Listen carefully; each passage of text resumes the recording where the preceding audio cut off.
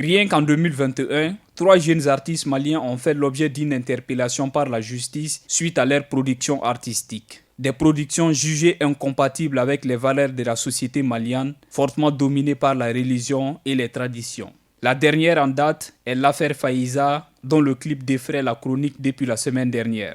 Avant Faiza, Iba Montana et Wizi Ozo ont connu le même sort. Ces interpellations, selon le président de la Fédération des artistes du Mali, FEDAMA, Adama Traoré, s'expliquent par la liberté de production des artistes aujourd'hui sous influence de la mondialisation.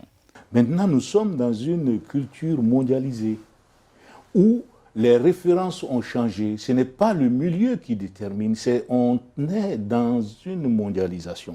Et ces réseaux sociaux, où aujourd'hui on n'a pas besoin, en d'autres temps, c'était la télévision nationale. Il fallait passer par ça pour être vu. Et c'était plus pour... Maintenant, on conçoit dans son studio, home studio, on fait des clips et puis on balance sur les chaînes.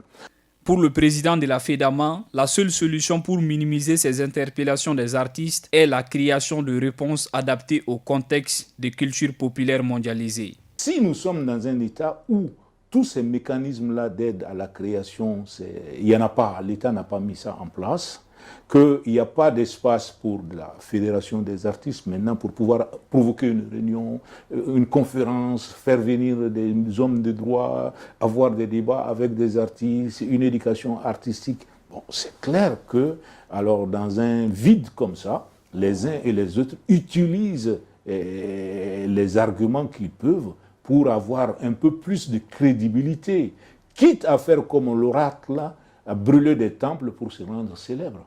La liberté d'expression, même artistique, selon lui, a des limites. Il y a la liberté de création, la liberté artistique, la liberté de s'exprimer tout court. Mais par rapport à cette liberté de s'exprimer, il y a aussi des limites. Les libertés, ce n'est pas aussi l'anarchie.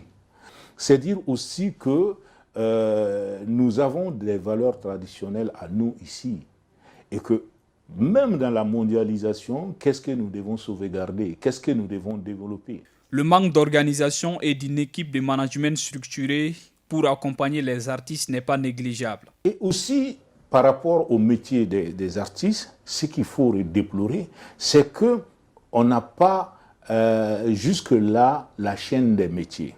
Si ces artistes dont vous parlez, ils avaient des managers qui s'occupaient de leur plan de carrière, qui peuvent les conseiller, qui peuvent les dire, ok, ce clip-là, ça peut te nuire, cette image-là peut te détruire, il faut travailler. Non, ils doivent avoir aussi des conseillers qui sont des managers. Mais malheureusement, encore une fois, nous sommes dans un pays où la même personne est son producteur, est son arrangeur, est son diffuseur, est tout ce que vous voulez. Et à partir de là, il y a des choses qui vont nous échapper. Pour Adama Traoré, ces débats engagent tout le monde, acteurs, justice et consommateurs.